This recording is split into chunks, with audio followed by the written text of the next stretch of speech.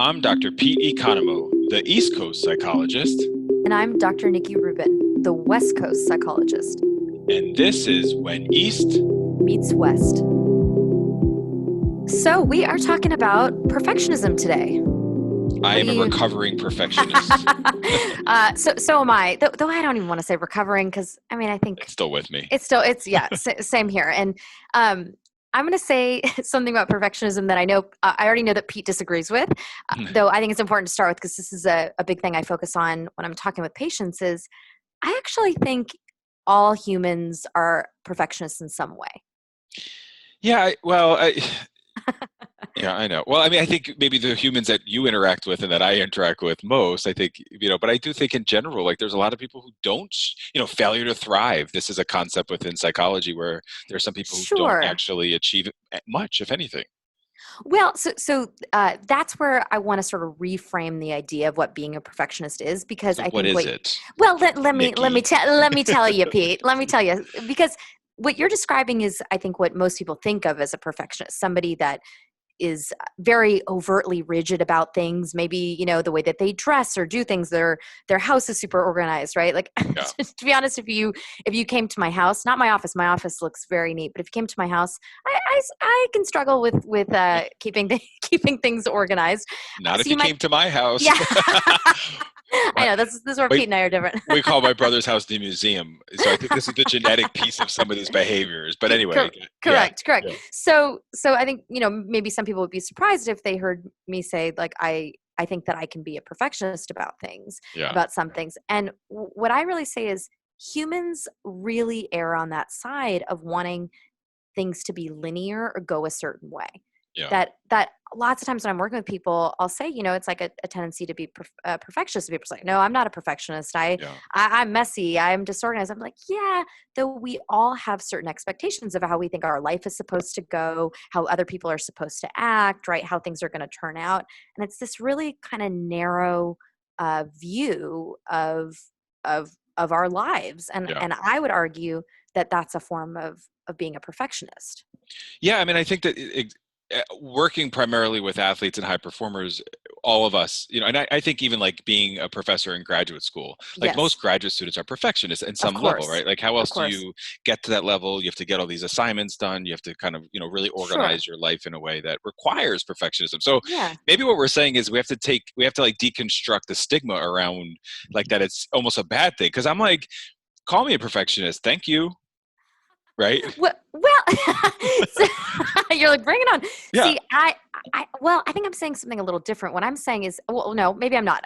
I agree decreasing the stigma around it, Yeah. because I think we all tend that way. Like the way the human brain is wired is towards this all or nothing, black and white thinking, Yeah. which is really linear, really narrow. Like I would ask listeners to think about what are the things that you believe in your life should be a certain way, Yeah. right? Is it that I, you know, Should. yeah, Cognitive should. Oh, distortion. cognitive distortion should, or as the Albert Ellis family famously said, people should all over themselves, right?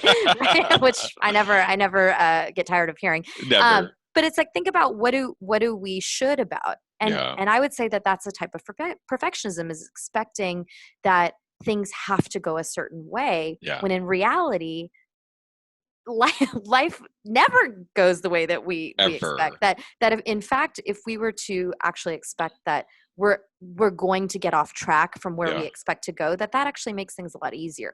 Yeah. Well, and so with student athletes, I immediately thought of like many of them will come with like a 4.0 and be so Hmm. stressed out and be like, well, like I work, I got this, I got that. I'm like, go get a B.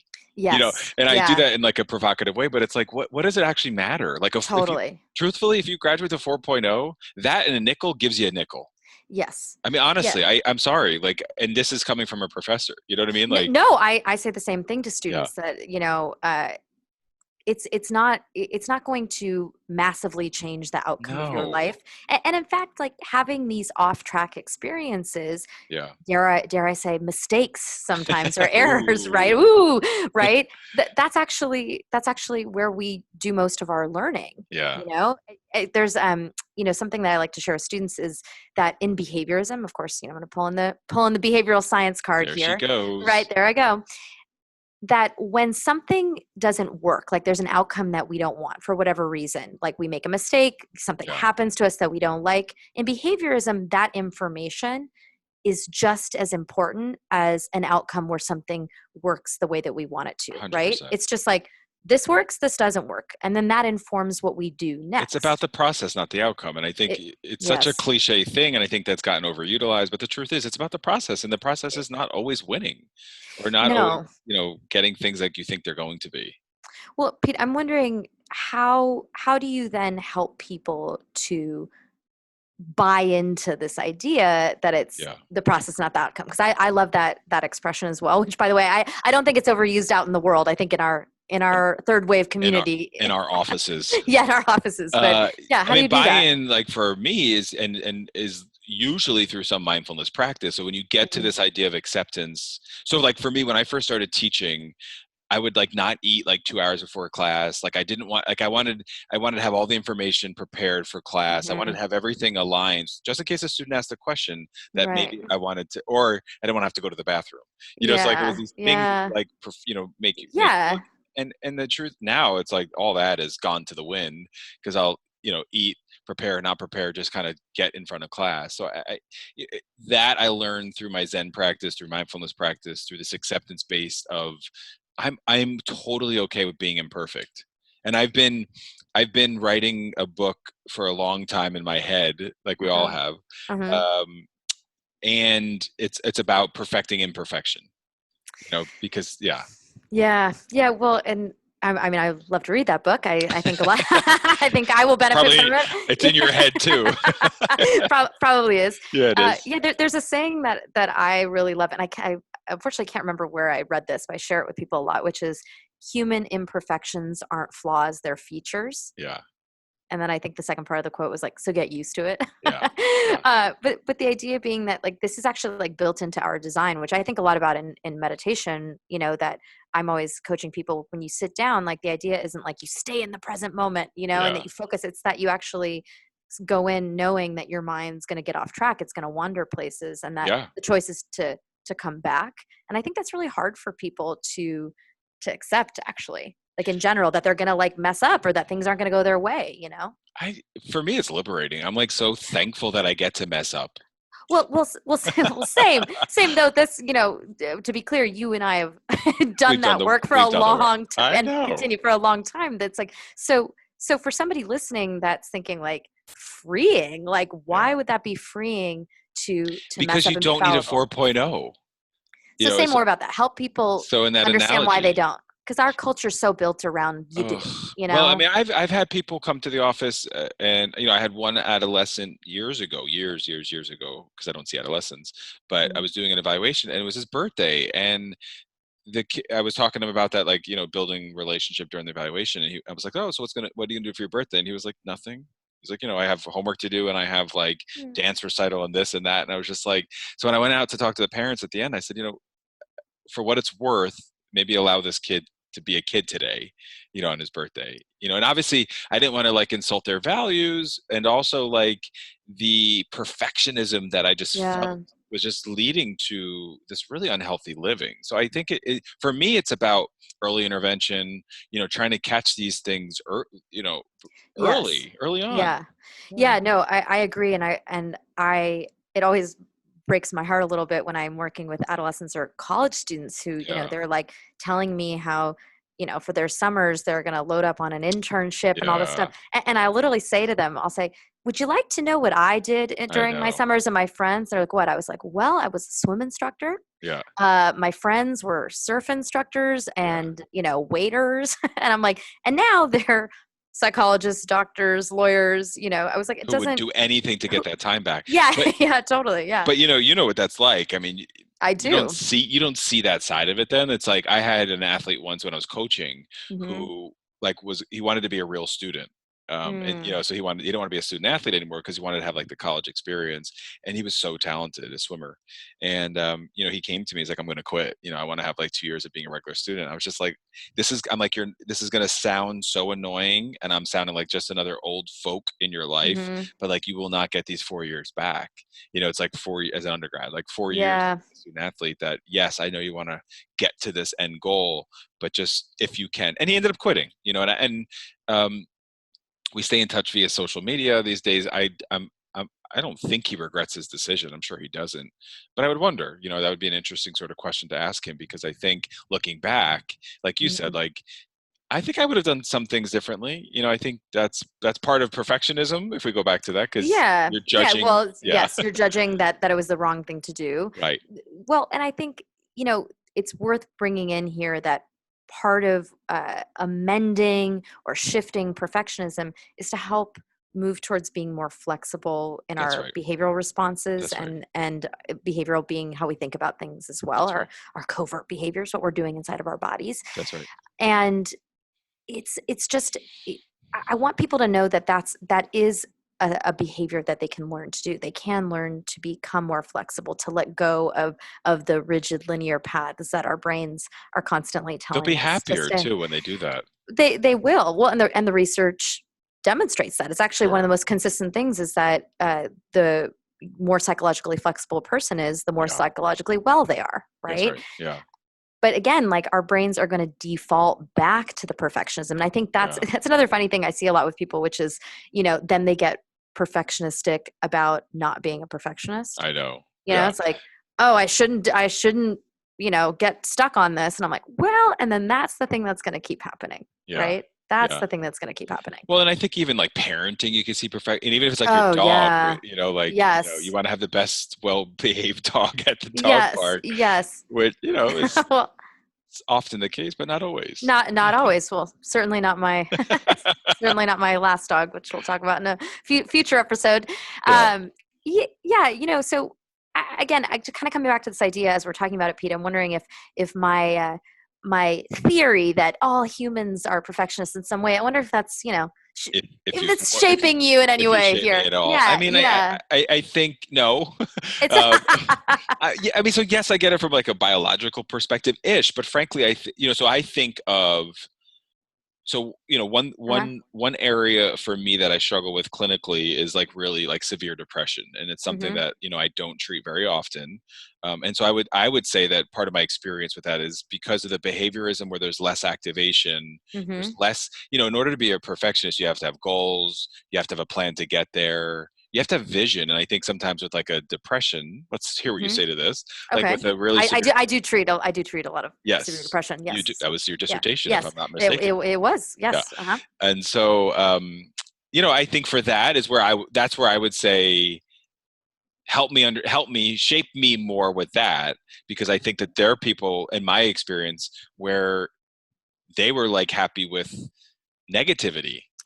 Well, so let me redefine the word perfectionist. Sure. So, again, perfectionist, the way we use it out in the world is somebody who is very achievement oriented, who is very neat, who, Yeah. can't tolerate anything being out of place. And that is definitely a version of perfectionism.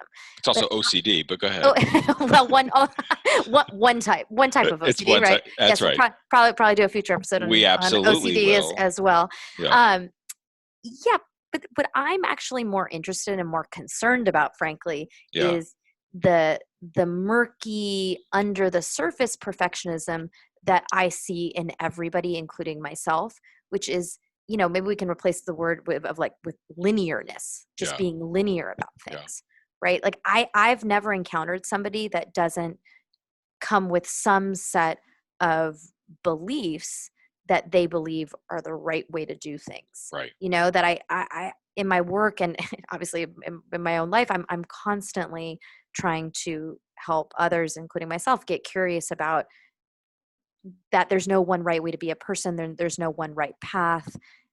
But human beings, I think the way we're wired, it's towards this, like it's this way or that way, right? That's It's right. up or down. I mean, Yeah. So that's that all or nothing. And I think, so I think in general, creating flexibility. So the truth is, if anyone is so rigid to get to the end line, Mm-hmm. and maybe, one of the things I think I look at socially is that oftentimes those unhealthy people have gotten to their accomplishments Mm-hmm. through that rigidity, but in a really unhealthy way. Yeah, Yeah, totally. yeah.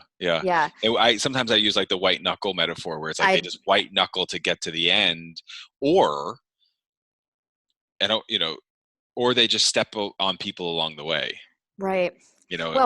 which often doesn't align with people's values, right? It's No. yeah. Well, I mean, Well, I mean, there's depend. Well, sociopaths or sure. like, Well, yeah, sure. or Well, apathetic. yeah, we might argue they don't, not connected to values at all. But yeah, no, I agree with that. And that white knuckling that people do, I also like to say bulldozing, like people will bulldoze their way Right. through things, right? Yes. That that to me is the perfectionism that you can find in anyone's life, right? Yeah. And beginning to let go of that is, as Pete, you were saying, is like there's a freedom in that, Yeah. there's a Oh, spaciousness in that, liberation. liberation. Yeah, Yeah. yeah. For you, what do you find in that space? Like when you're free of having to be perfect all the time, having to do it right all the time, saying I can make a mistake and that's okay.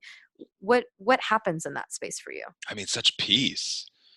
Right, this Hmm. just peace of, like, peace of mind, peace of self, peace of, you feel it physically, like that. Yeah, It's just this like calming to say. And I'm gonna say, and I know that I'm gonna sound like a hippie a lot of the time, throughout this podcast, because I think that's part of the Zen way, yeah, is that sort of hippie thing. But yeah, no, I just think it's like this freedom, this I was talking with my partner, and he was saying something about just like feeling like, he's really struggling with something. And I'm like, you are. yeah. It's like, and that's okay, And that's okay. because we do. Well, so what I would want listeners to get curious about too is in that freedom, in that peace that you feel, Yeah. like then what happens? Like what does that open up space for you? Oh yeah, yeah, yeah. Well, it opens up. I mean, it opens up for positive. So we try not to judge experiences or Yes. feelings, Yeah. and it does open up for positive opportunities. So it's Yeah. almost like I feel like we're writing a oh my god, what is that called? The What?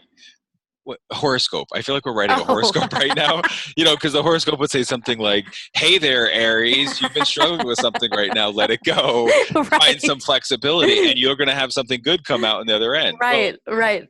like, that's for all of us. It's for all of us. No, it is.